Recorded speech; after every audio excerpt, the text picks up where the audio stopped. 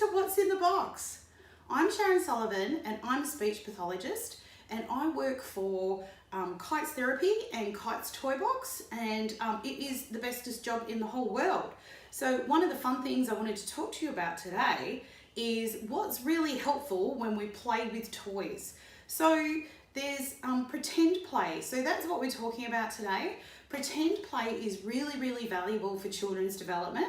Super important in terms of how we develop symbols for language. All language is symbolistic. So they sometimes call it pretend play or symbolic play. And it's really useful for getting our imaginations going. It's really useful for understanding how conversations work and turn taking. It's really useful in a social context for understanding that other people have different thoughts, feelings, and beliefs. So we call that theory of mind, which is a really important thing to develop as you start to understand that everybody is different, and it lets you hear other people's opinions in conversation and be able to give it the right amount of response and the right amount of attention, and to just understand that the whole world's not about you. So super important. One of the things that is also important is that imaginative play can help with storytelling, and we call that narrative. So you might have a beginning, middle, and an end to something that a child's doing.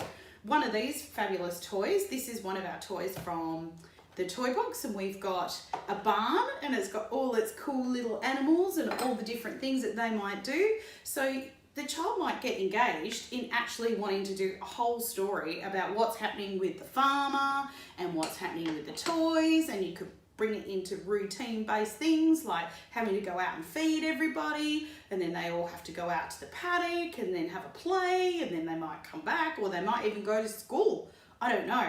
The key to playing pretend play is to follow the child's lead, and to use open-ended toys. Some of the toys that are really good are vehicle-based toys, and that's across all age groups and all genders. The home-based toys, you know, we've got a fantastic doll's house here, which, you know, that might entertain all the kids. Doing things like the whole, oh, the farmer's favourite food is banana, nom nom nom. Oh, but my favourite food is lettuce, yum yum yum, I only eat lettuce.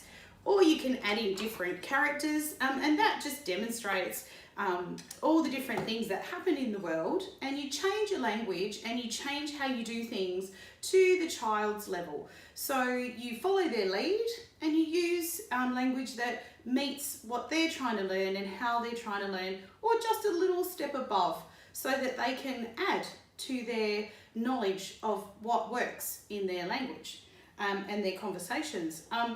One of the things I like to do is you might do the whole, look at Miss Molly.